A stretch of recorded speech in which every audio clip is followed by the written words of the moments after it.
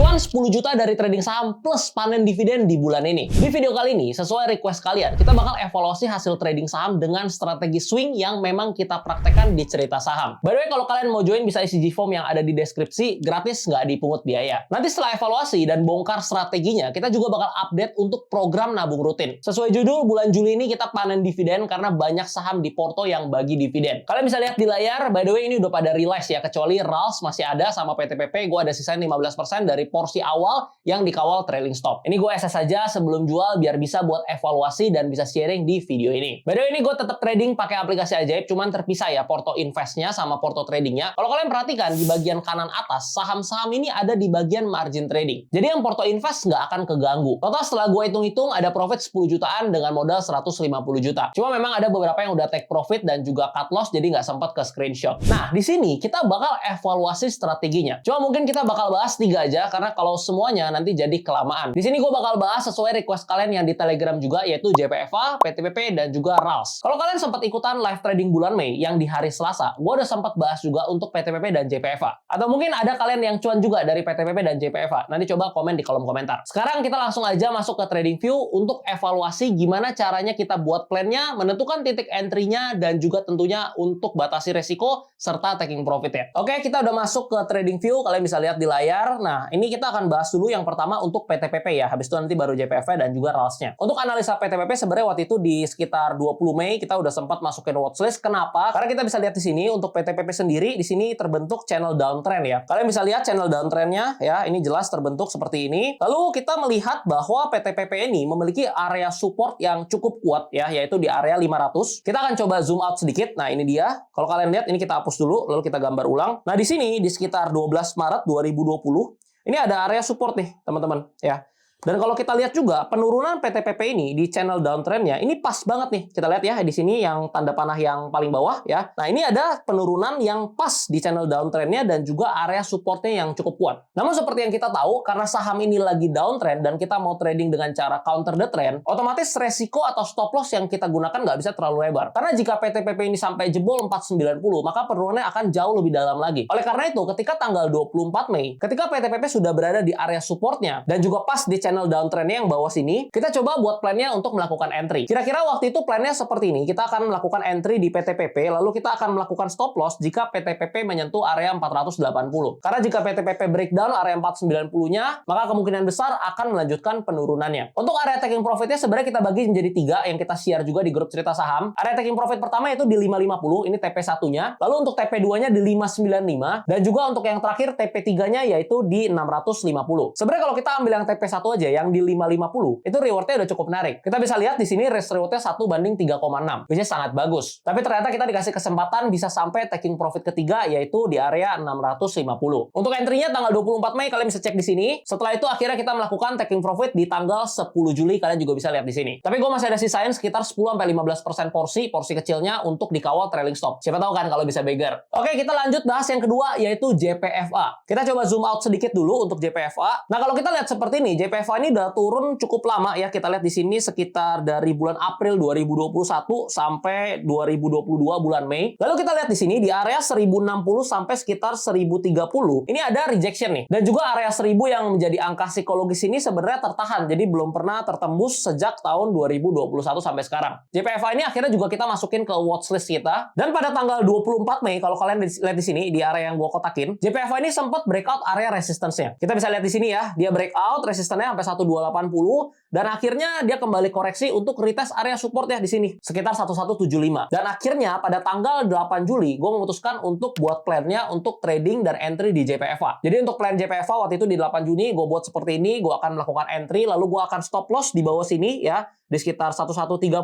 Untuk resikonya sekitar 4,6% dan untuk TP pertamanya untuk rewardnya itu di sekitar 9,7%, which is masih bagus banget. Yaudah akhirnya kita eksekusi, analisa ini cuma pakai klasik support dan resistance. Dan akhirnya pada tanggal 26 Juni JPFA ini berhasil breakout area resistennya yang di 1295 dan kita berhasil taking profit. Sebenarnya ada TP2-nya di 1400 dan ini harusnya kena juga, cuman gue udah take profit semua waktu itu di JPFA karena gue nemu saham lain yang cukup menarik, jadi gue mau pakai dananya untuk pindahin ke saham tersebut. Tapi nggak apa-apa, cuannya juga lumayan banget dari JPFA. Lanjut satu lagi kita akan bahas untuk RALS. Nah, untuk RALS ini merah ya teman-teman ya, kita nggak taking profit ya, tapi kita belum cut loss juga. Kenapa kita masuk ke RALS? Jadi kalau kita perhatikan ini dari sekitar Januari 2023 sampai Mei 2023 sampai akhir Mei, RALS ini cenderung bergerak sideways saja di area kotak ini. Ya sideways saja, nggak kemana-mana, nggak breakdown, nggak juga breakout. Habis itu waktu itu kan RALS mau bagi dividen yang cukup lumayan angkanya. Akhirnya pada 24 Mei gue analisa bahwa RALS ini harusnya bisa menyentuh area resistance-nya dulu nih yang di sini, yang di 685. Jadi untuk fast trade ya kurang lebih masih cocok. Rencananya mau jual pas cum date-nya. Jadi kalau cum date kan biasa naik tuh. Nah, jadi gue mau jual di sana. Bukan mau incar dividennya nih. Akhirnya gue buat plan-nya seperti ini. Untuk SL gue taruh di 590. Tadi awalnya ya gue taruh di 590. Habis itu gue bakal taking profit di area 685. Karena cenderung harganya juga di area support dan juga cenderung udah murah. Lalu setelah beberapa hari RALS-nya nggak kemana-mana, nggak naik juga. Ya udah akhirnya gue memutuskan ambil aja dividennya, lewatin cum date-nya karena ini harganya udah ada di area support. Kalau andaikan turun pun paling turun ke area support selanjutnya yaitu di 570 sampai 560. Dan ini juga merupakan area support yang cukup kuat kalau kita lihat seperti ini. 1 kali, 2 kali, 3 kali tertahan di area tersebut. Ya udah akhirnya stop loss-nya gue jauhin, gue pasang stop loss-nya di area 540. Ya udah habis itu akhirnya dividen dan dia turun. Turunnya juga pas sampai target penurunan kita yaitu di 570 sampai 560. Tapi per video ini dibuat sebenarnya RALS-nya udah lumayan naik lagi, udah ke area resistance-nya lagi. Dan untuk RALS ini belum kita jual, masih kita hold dengan voting loss sebesar ini. Cum date-nya RALS ini tanggal 5 Juni dan sebenarnya untuk RALS ini nggak rugi sih karena kita kan hold lewat cum date-nya dan dapat dividen 50 per lembar saham. Kita punya RALS sekitar 334 lot yang artinya kita dapat dividen sekitar 1,67 juta. Sedangkan loss kita di RALS itu sekitar 1,2 jutaan. Jadi masih nutup dan masih cuan sebenarnya. Cuman ya jangan ikutin cara gue itu karena sebenarnya itu nggak disiplin. Karena bisa aja waktu itu jebol dan malah ruginya makin dalam. Jadi itu kira-kira untuk evaluasi trading 2 bulan terakhir. Sorry kita nggak bahas semua tapi kita tetap bahas sesuai request kalian aja. Strategi yang kita pakai di saham masih sama, sangat sederhana seperti itu kira-kira yang kalian lihat, klasik SNR aja. Semoga evaluasi trading ini bisa bermanfaat untuk kalian. By the way, kalau kalian mau mulai invest dan juga trading saham bisa banget pakai aplikasi Ajaib. Nanti pas daftar jangan lupa pakai kode Ajaib DEN632,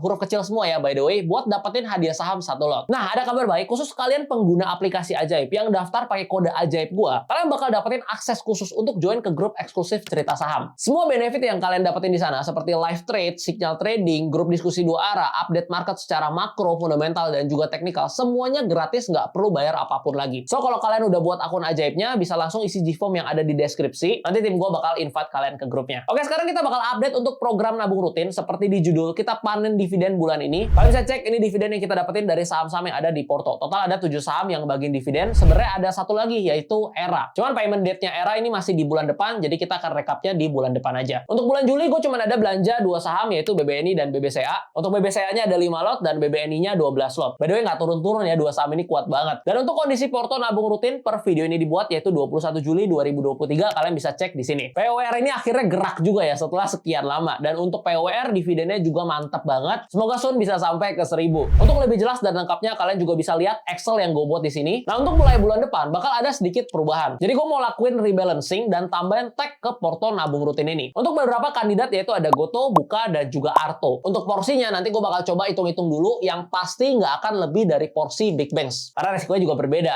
View gue terhadap sektor tech sampai 2025 ini cukup bullish dan seharusnya dari sekarang sampai awal tahun 2024 bisa jadi momen yang menarik untuk mulai akumulasi. Jadi kita beli dulu nih sebelum rally, jangan pas udah rally baru kita kejar. Karena ini kan invest ya. Kalau trading selama sesuai plan ya nggak masalah. Jadi episode selanjutnya tentu bakal surprise karena bakal ada pendatang baru di portofolio nabung rutin kita. So biar nggak ketinggalan jangan lupa subscribe dan nyalain loncengnya. By the way, disclaimer ya, semua saham yang ada di sini bukan rekomendasi beli, bukan untuk diikutin, tapi jadi bahan belajar dan evaluasi aja untuk kalian. Karena kalau ada profit ya gue share, loss pun gue bakal share. Harapan gue series ini bisa jadi modul praktikal yang bermanfaat untuk kalian semua. Kalau kalian punya pertanyaan dan mau request video tentang apapun, langsung komen aja di kolom komentar. Sampai ketemu di episode selanjutnya. Salam cuan.